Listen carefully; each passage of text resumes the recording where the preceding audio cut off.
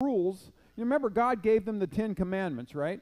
And then out of the 10 Commandments are all these statutes and rules of how to live your life, right? But really, he gave them 10 Commandments. He wrote them down, the 10 Commandments. He didn't write any of this other stuff down. He just told Moses, and Moses told the people. And then I'm sure it got written down in words, but God didn't specifically write it. He wrote the 10 Commandments, and he told Moses, let me tell you how to keep the 10 Commandments. This is what that means. Well, today we're looking at really some national laws about things. So the reason he gave them the rules that he gave them as a nation is so that they would prosper, right? Deuteronomy 29:9, it says, keep therefore the words of this covenant and do them that you may what? Prosper in all that you do.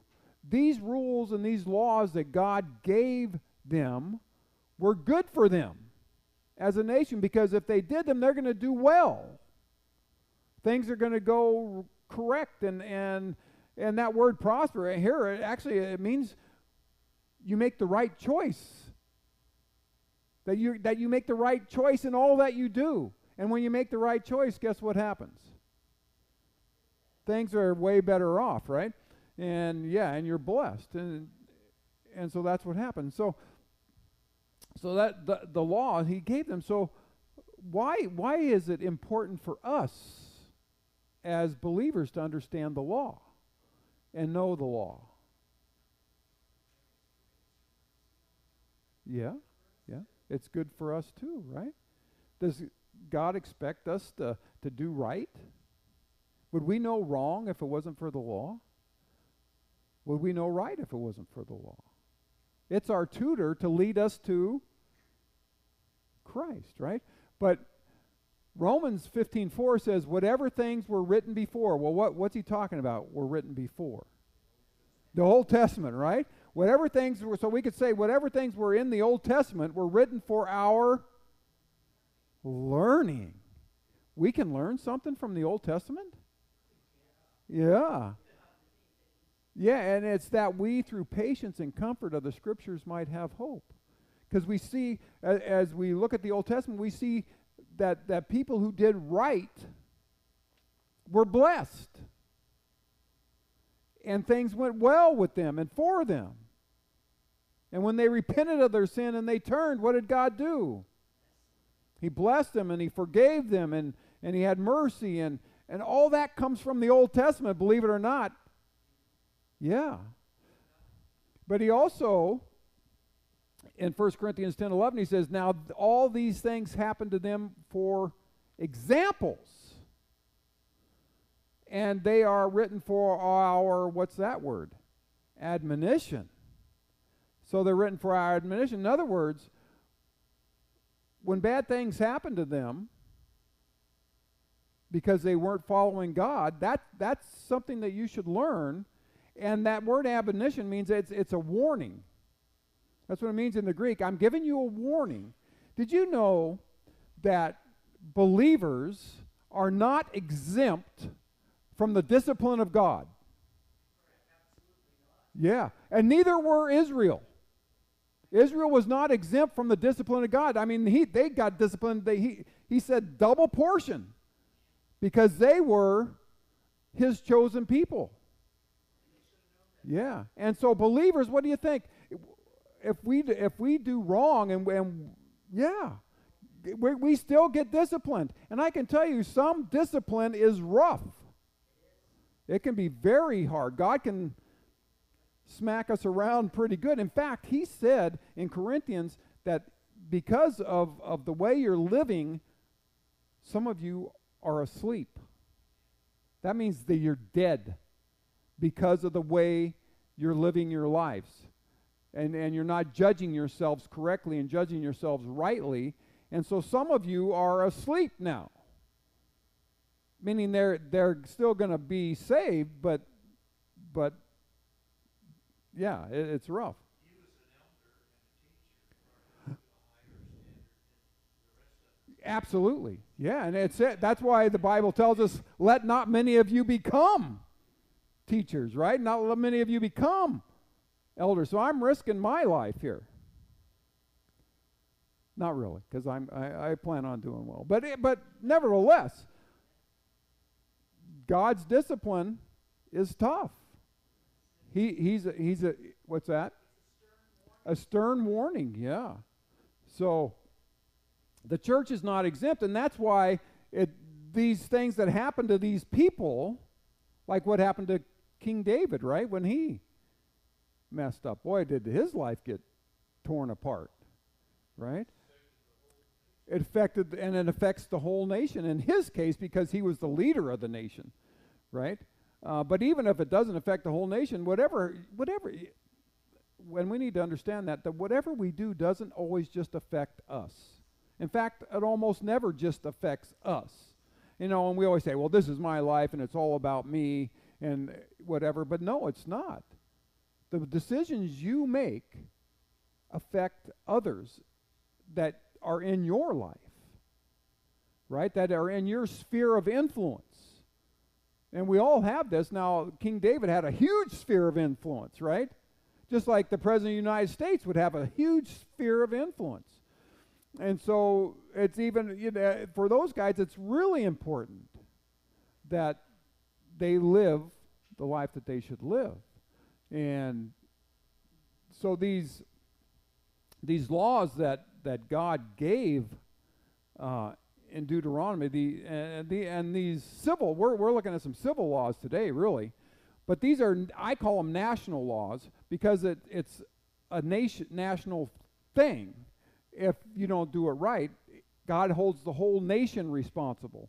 Just like in the church, if you don't do it right, God holds the whole church responsible, even though some of you might be doing great in there, right? You're still under that guise of that, and that's why it's important that we have the discipline that we should have so that doesn't happen. But anyway, so we're going to look today, the first one is the law of unsolved murder. Yeah, and here it is. It says, when you're in the land the Lord your God has given you, someone may be found murdered in a field. So you go out there and someone's been killed. And it says, and you don't know who committed the murder. Been killed. In such a case, your elders and judges must measure the distance from the site of the crime. Now get this, to the nearby towns. So here's someone out in the field, been killed. You don't know how, but you can tell it was a murder because there's a rock by his head, and there's a spear through him, or his head's been chopped off. Well, however, they killed him. So what they were to do was to measure the distance to the nearby towns, and the closest town was responsible. Right, yeah, isn't that weird? So, yeah, and I thought that was really strange. And it goes on, and it shall be that the city which is nearest to the slain man, even the elders of that city, they were to take a heifer. So this is a sacrifice for sin, right? This is a sacrifice for sin for the whole town, which has never been worked, so it's a heifer that hasn't plowed a field or done anything like that, and which has not pulled the yoke. And the elders of that city shall bring down the heifer to the valley flowing with water, which is neither plowed nor sown, and shall break the heifer's neck there in the valley. Okay? And so this is a national, we don't know who did it, but blood has been shed in our country. And we got to do something about it, because blood, and we'll find this out, shed blood, it doesn't matter if unintentional or intentional, pollutes the land. But especially intentional. But if you don't know, how can you be held responsible if you don't know who did it? Well, I can tell you what, God holds you responsible. Even if we didn't do it, they're held responsible as a nation to do something about it. Okay? And that's why we should always vote and whatnot. Because believe it or not, you are held responsible for what goes on in this nation. And we should always do our best to make sure that righteousness and righteous laws happen. And the only power that we have is voting. Okay? And that's all we can do. And that's why it's important as people in a nation that you do that. And in the church, think about that too. We're responsible for what goes on.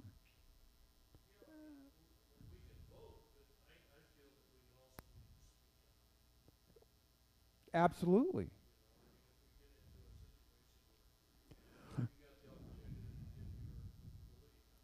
Right?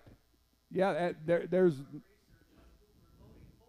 and we should do that as so. We should be well informed, and we should definitely speak up for righteousness, always, right? And the New Testament tells us that. Even show that where they're wrong.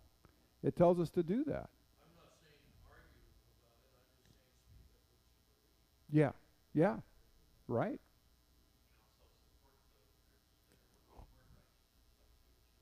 Yes, absolutely. That's right. Yeah. And we should be doing that. Somebody's crime shows, and there's a murder in the neighborhood, and Mm-hmm. nobody saw anything. Well, all those people are. Yeah, that's right. Yeah, no, it's true, and this seems weird, but it's true. But you're supposed to make this diligent inquiry, which if we go on, it says, then the Levitical priests must step forward, for the Lord your God has chosen them to minister before him and to pronounce blessings in the Lord's name. These are God's ministers, right? He says they are to decide all legal and criminal cases. The Levitical system, that's what the priests were supposed to do. They were the judges that judged Israel because they spoke for God. We know that a lot of them became not so good, but they and so the elders of the town must wash their hands over the young cow whose neck was broken, right? And say that we didn't see this happen and we didn't do it. That's not in there because I somehow cut and pasted wrong. But that's what it says, that we didn't do it, we didn't see it happen. And then they say, "O Lord, forgive your people Israel whom you have redeemed." They're asking forgiveness for who? The whole, not just town, but the whole nation. Right? Do not charge your people with the guilt of murdering an innocent person. Then God says they will be absolved of the guilt of this person's blood. But that's what they had to do when they found someone that was murdered and they couldn't find out who did it. And so the priest would pray and they would do this sacrifice because it takes blood. Has to be shed for blood, pretty much, is what the Bible tells us, right? Because blood defiles the land. In fact, in Numbers 35:33, it says this: "You shall not pollute the land in which you are, for blood," what? Defiles the land. And the land cannot be cleansed of the blood that is shed in it, except by the blood of him that shed it. But if you don't know who shed it, God made a way. But it still requires the shedding of blood of a heifer. Yes. Yeah. Oh yeah. Yeah. Yeah.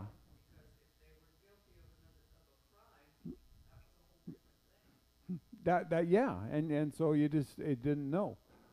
And that's why the priests were to make a diligent search and check, and just like a judge would, hopefully. Though I have my doubts about that too. But anyway, that's on another thing. And I'm talking about the United States, not about these guys, although they wound up with some pretty bad judges and priests and stuff. But in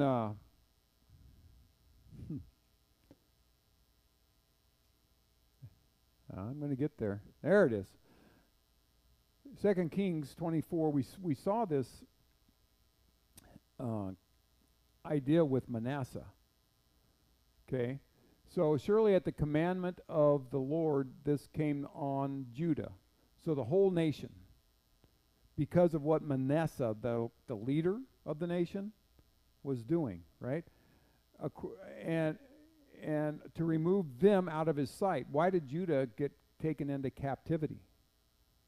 It had to do with the sins of Manasseh. Though it didn't happen in his time, it happened later because they were still guilty of all the blood. Look, Manasseh, according to all that he did, and also for the innocent blood that he shed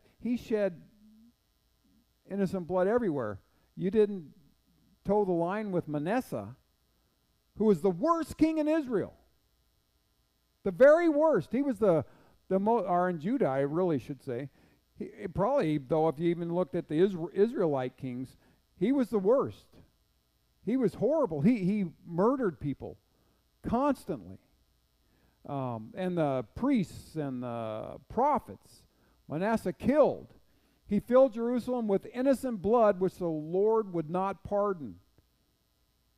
The Lord would not pardon. Manasseh did it, but all Judah got taken. The whole nation, because of what he did. Well, yeah, and I think that's a lot of it, yeah.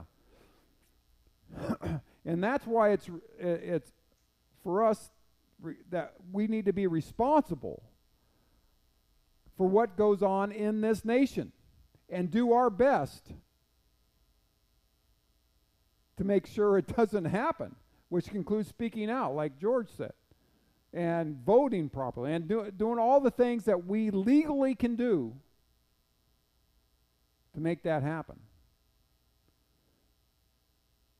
And we need to be out there. Jesus, he talked about this a little bit about this idea in Matthew 23:31 through 35. He says, and he's talking to the Pharisees, right? He's talking to the leaders of Israel. Therefore, you are witnesses to yourselves that you are children of those who killed the prophets. You're the children of those who did that. Manasseh, amongst others.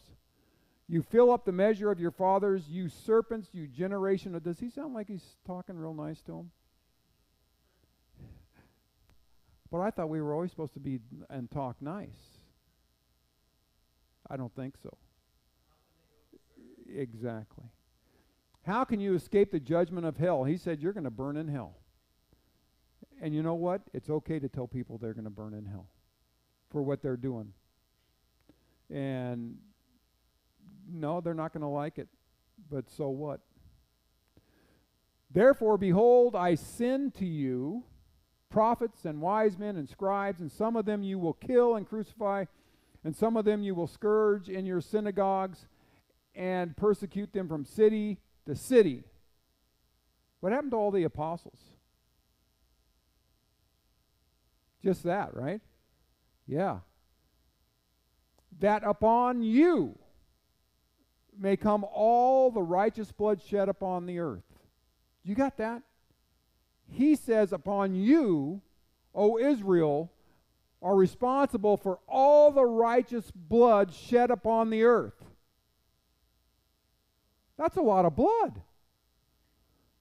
And they started with Abel, which was the first murder in the Bible. Right? From the blood of righteous Abel, he says, to the blood of Zechariah, the son of Berechiah, whom you slew between the temple and the altar. And that was in Jesus' time they did that. And he said, you're responsible for it all. As a nation. What happened to the Jewish nation? 70 AD happened, didn't it? And then they were gone, and they just have now come back.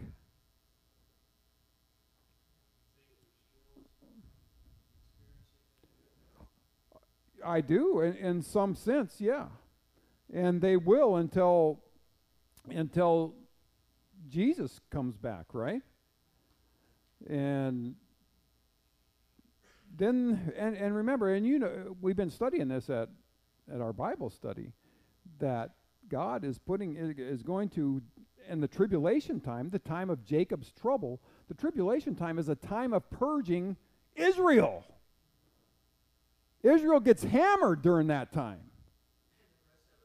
So for us to think, yeah, for us to think Israel is doing fine because they're back in their homeland, no, they're not.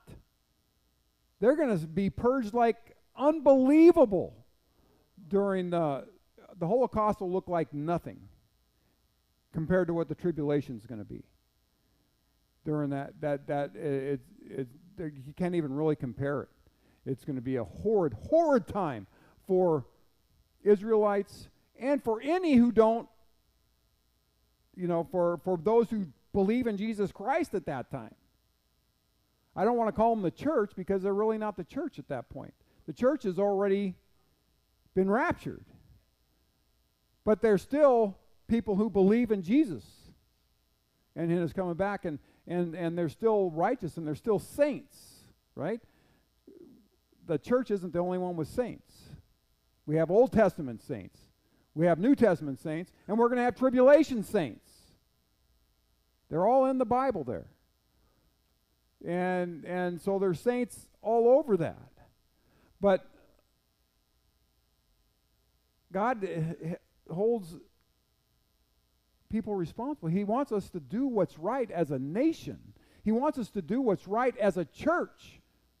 And so He makes these laws so that by following these instructions, you will do what is right. And it's right to do just what's right. And will cleanse the guilt of the murderer from your community. That's how God set up to do it. And we need to, in this day and age, we're not going to go break a neck of a heifer, but we need to ask God for forgiveness. We need to repent and turn and ask for mercy and grace. That's right. And that we should be praying for our country. Did you know we should pray for the United States every day? He tells us to do that. Pray for your leaders every day so that you may live a righteous and quiet life. So we don't have to get out there and protest, right? And we should be praying for them. And God told Paul told the church that that's what you should do first of all. First of all, pray for those in charge of the nation that you're in and your leaders. And there's a reason for that. Well, as we go on in chapter 21, we get this interesting law. Yeah. Boy, this thing is really not working well. It's called the law of a captive woman. Okay? Now remember, they were to go through the country and they were to take all these towns, right? And do that. And so in some of those places that weren't the ones they were supposed to just completely demolish, there were other ones around that they were taking that were not of that, and they might take captive a woman. Okay, so here it is. Suppose you go out to war against your enemies and the Lord your God hands them over to you and you take some of them as captives. Okay, so I've got some captives. And suppose you see among the captives a beautiful woman, right? And you are attracted to her and you want to marry her. Okay, well, what are you going to do with this person? What are you supposed to do? And so he says, you want to marry her.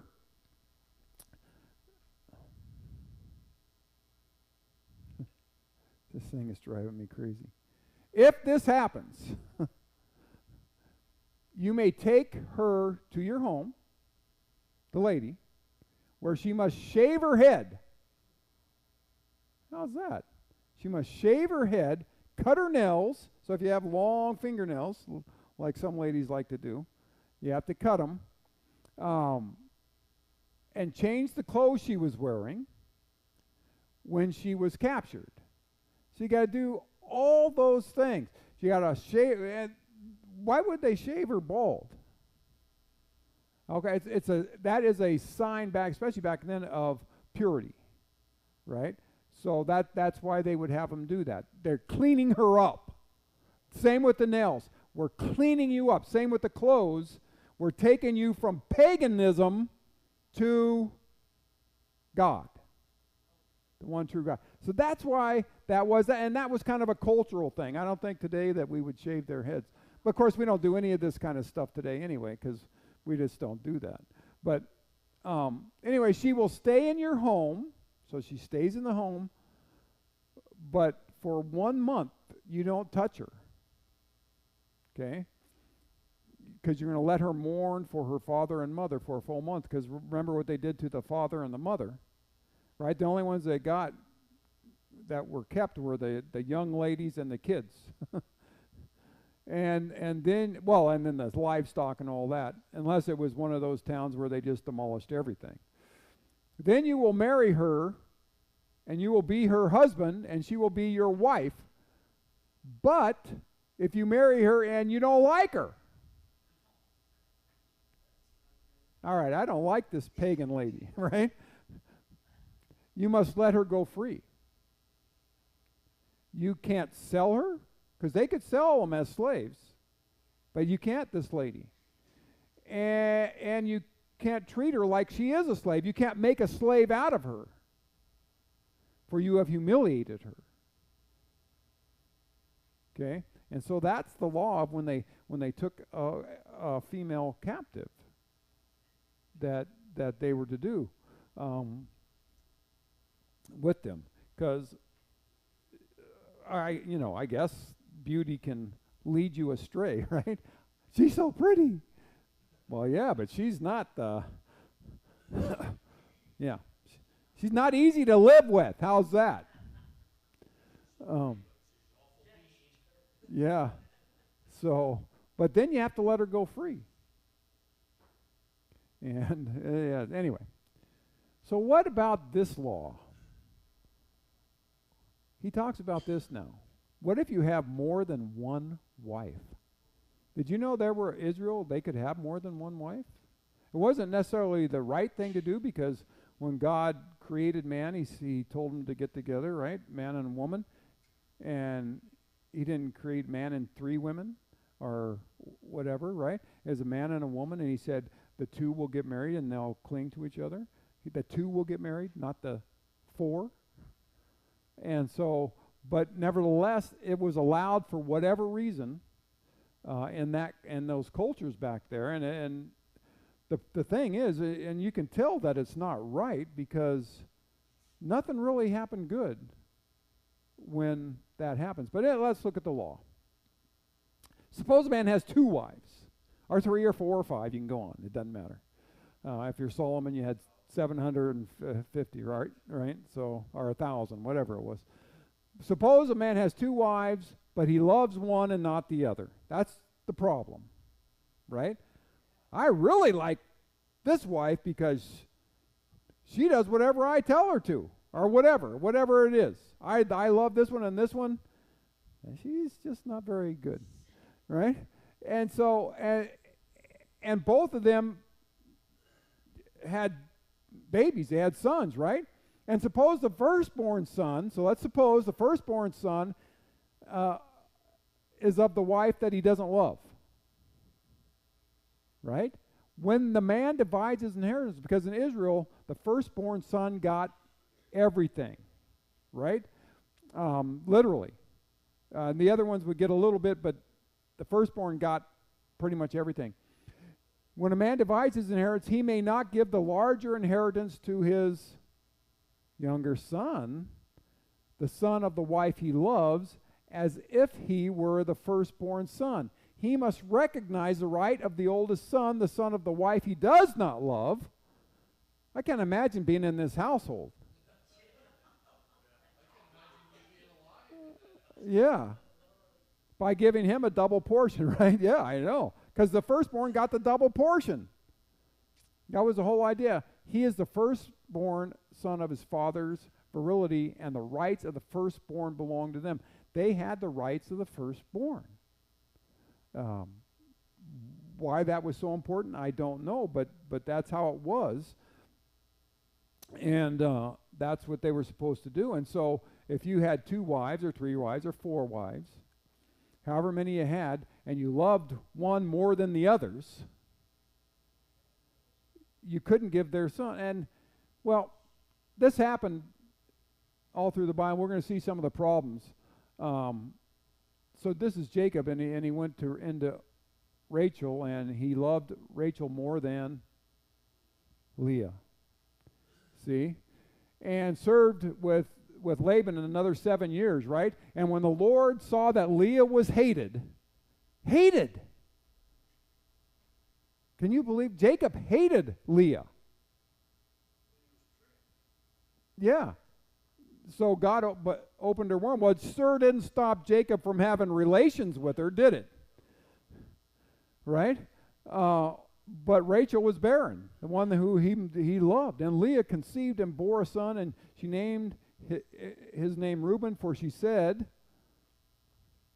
surely the Lord has looked upon my affliction. Now therefore my husband will love me, because I had the baby. I had the firstborn. Right? And she conceived again and bore a son, and said, because the Lord has heard that I was hated, he has given me this son also. So she's living in this house, and she feels hated. And it sounds like she is. And she called his name Simeon, right? And she conceived again and bore a son, and said, now this time for sure, I'm bearing this guy all these sons, and this other wife isn't doing nothing, right? Will be joined to me, because I have borne him 3 sons. So his name was called Levi. That was the third born. And she conceived again and bore a son. This 4th one, right? And yeah, and bore a son. Yeah, they conceived a lot back then. Well, some of them did apparently. Now, and he says, now I'll praise the Lord. So she called his name Judah, and then she ceased bearing. Let me just give you a summary of this whole story. So Rachel finally bears, because she's praying to God, oh, I got to have a son for my husband, and blah, blah, blah, blah. So she gets a son. Well, Leah gets unhappy with that. Let me get this right. Rachel said, I can't, I'm not having any babies. Take my concubine, or my maidservants, and go into them. So he did. And he had babies with her maidservants, which made them kind of hers, right? And so Leah saw that, and because she had stopped, she said, hey, I better. And she went to him and said, well, take my maidservants. And of course, Jacob's just going, yeah, sure, I'll do whatever. And they had more babies. And then, finally, Rachel had hers, Joseph, right? And then Benjamin, actually, she wound up having 2. But crazy. That's how this whole thing, the law of 2 wives. 2 wives is asking for trouble. I mean, really, literally, that's all you're going to have. And look what happened to Solomon, who had 1,000 wives, right? His life, wasn't so great. In fact, it wasn't good at all. And Abraham got caught up in this too. Did you know that? And Abraham gave all that he had to Isaac, right? But to the sons of the concubines, whom Abraham had. Who was Abraham's firstborn, by the way? Anyone know? Ishmael. Remember? Sarah gave Hagar. Yeah. Yeah, and anyway, Ishmael wound up doing really well, by the way. But Abraham gave gifts and he sent them away. He sent Ishmael away. He sent any of the other ones away while he yet lived eastward to the east country. So, he got caught up in the thing too. And so it's just better, in my opinion, to do it marriage like God said, which is why we try to do that in the church, right? And just marry one. But even in the church, if someone's is married to more than one, he can't be an elder or a deacon. So they had some of that polygamy still even in the church. But God said, if you're married to have more than one wife, you can't be an elder. And you can't be a deacon. Interesting, huh? That he would have to say that to the church. But it's the rule. It's the law, and there's a reason for that. Because God instituted marriage between one man and one woman. That was the point. But anyway, so Abraham got caught up in this. We got some more, and Esau was Isaac's son, firstborn, right? So remember Esau and Jacob, they came out of Esau came out first, and Jacob was holding on to his heel or whatever it was. And so Esau was the firstborn, but Esau, in this story, he went hunting, he was dying, he thought, and so he traded his birthright. It says, behold, I am the point of death, what profit is this birthright to me? And Jacob said, swear to me this day. And he swore to him, and he sold him his birthright to Jacob. And Jacob gave Esau bread and pottage of lentils, and he did eat and drink and rose away and went his way. Thus Esau despised his birthright. But by birthright, Esau was supposed to get the blessing, right? And then Jacob, the good guy that he is, that has all these wives and handmaids, the good guy he is, he tricks this guy into doing that, and then he tricks his father, Isaac, into blessing him instead of Esau. And he put skins on him, and he did all that kind of stuff. These people were not good. Yeah.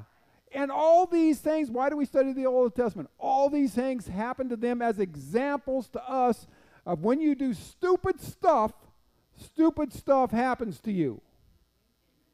Right? And that's the whole idea of why we look at the Old Testament and why we study the Old Testament. They happen to them as warning, God says, admonition, as a warning to you of what's going to happen if you do these crazy things. And so, anyway, we have this craziness. First Chronicles 5:1-2 says, now the sons of Reuben, the firstborn of Israel. Did you know Reuben was the firstborn?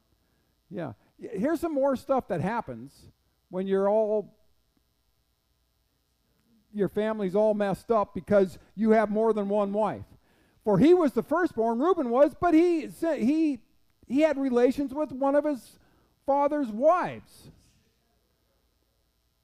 Right? One of the handmaids. And so he defiled his father's bed. His birthright, because of that, was given to the sons of Joseph. Joseph was Rachel's. Skipped all down the whole way to sons, which wound up being what? Manasseh and Ephraim. And the genealogy is not recorded according to birthright anymore. They don't do it according to birthright, even though it would be now Ephraim and Manasseh. Who's number one? You know who's number one? Judah. Yeah, for Judah prevailed above his brethren, and from him comes the prince. Guess who Jesus comes from? What tribe? Judah. Yeah. But the birthright still was Joseph's, but it didn't matter because they didn't do it according to that because of what had happened. That's how messed up they were. When you have more than one wife, things get really, really messed up. They do not go well. And so anyway, that was the law of more than one wife. The oldest son still gets the birthright, even if you don't like his mom. Yeah, crazy. Well, now we're going to look at, what if your kids are acting up? Well, this is a lot more than acting up, I can tell you. But suppose a man has a stubborn and rebellious son. Now, that word stubborn means he's turned away from the faith. Okay, that's what the word means, stubborn, to turn away from. He's turned away from God. And rebellious, that word means that he's bitter, he's just angry at his mom and dad all the time. Why are you making me do this? That kind of stuff. Who will not obey his father or his mother even though they discipline him. We put his nose in the corner, we spanked him, we grounded him, we did all this stuff. In such a case, the father and mother must take the son. So obviously the father and mother don't care that much about their son. Well, in my opinion, they're just tired of him, right? They must take the son to the elders and the whole court at the town gate. The parents must say to the elders, they must say, this son of ours is stubborn, rebellious, is not following God, no matter what we tell him. And rebellious and refuses to obey, he is a glutton and a drunkard. Yeah. So this is what you're saying about your son. He is a glutton and a drunkard. And then all the men of the town must stone him to death. That was the answer to that, right? That word glutton is interesting because it means that he is morally loose. That's what the word means. He doesn't have the morals that God established for us. And so they were to stone him, and there was a reason for that, and he says it right there. You will purge this evil from among you, and all Israel will be here and be afraid. In other words, this kind of a law will make the people shape up.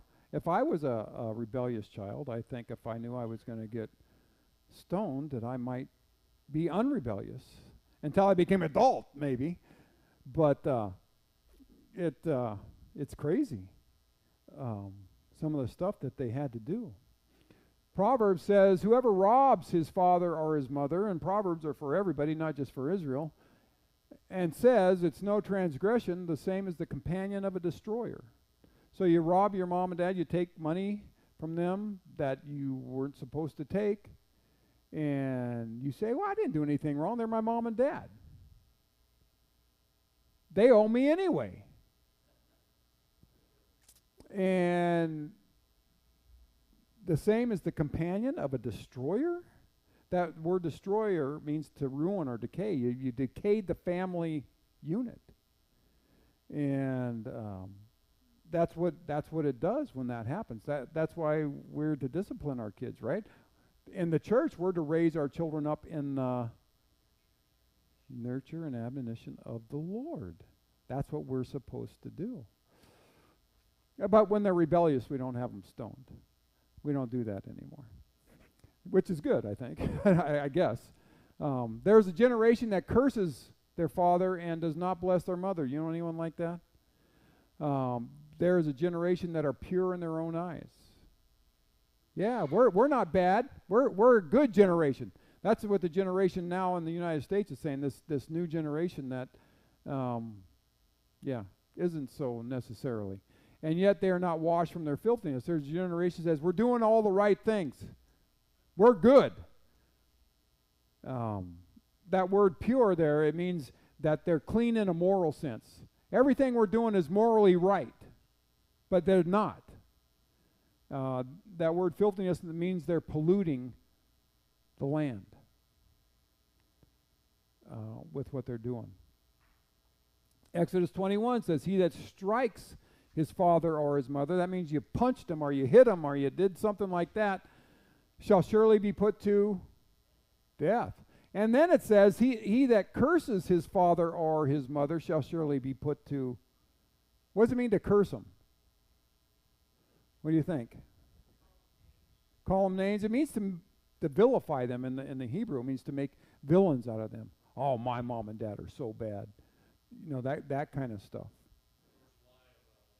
Yes. Yeah. And make them, you know, to vilify them. God was tough. He wanted the family unit to be one and together. And loving, yeah. Yeah, absolutely. And so when you had someone that was, and no matter what you did, they just won't straighten out. He didn't want that person to become an adult. Because what would that do to the nation? Yeah, lead them down the wrong path. And that's why that was done. All right, we got one more law to go here. We call it the law of hanging. Do you know they hung people back then? They hung them on a tree. Yeah. If someone committed a crime worthy of death and is executed and hung on a tree. Now, there were other ways to do it, but because you could stone them as well, right? But if you hung them on a tree, where was Jesus hung on? A tree, yeah. So, hung on a tree, the body must not remain. And you remember the Pharisees went and said, we got to get this guy's body off of here because it's not supposed to be remain hanging from the tree overnight. You must bury the body that same day. And they took him to the tomb that same day. For anyone who is hung is cursed in the sight of God. And the New Testament tells us that, right? That's why Jesus was cursed for us. For us. Because he didn't deserve that. He was innocent. But he was cursed for us. He says, in this way, you will prevent the defilement of the land. See, it's all about defiling the nation, the land that they live in. The land, the very physical land that we live on is polluted by the sin that we commit. We don't think about that, but it is. It's not just our own bodies, it's not just others, it's the land is polluted. That's the reason the tribulation is coming. Because God's going to clean and purge the land. It has to be done before the millennium can take place. And that's part of why that's happening, because the sins that we commit defile not just ourselves, but the land that we live in. And he says it's going to clean that land the Lord your God has given you as a special possession, so you won't defile and pollute the land. And so we have all these little laws that have to, and like I said, they're national laws for the nation of Israel so that they can live a prosperous and good life. That's why God gave them the laws that they gave them. And we saw that at the beginning. He gave it to them so that they can prosper. And we're going to continue with these little crazy little laws because they're kind of fun, some of them. But you're like, okay. You know, and back then that probably worked pretty good. But anyway, any questions about anything? Let's pray. Father, we just thank you for this day. We thank you for who you are, and just pray that you'd help us to understand, and that we would see these things as examples and as warnings for us to live righteous and holy lives before you, because you are the one true God. And we want to glorify you and honor you in all that we say and in all that we do. We pray for Dennis as he brings your message this morning, that you would just speak through him to us. We would hear and be obedient to your truth. To you be all glory. In Jesus' name.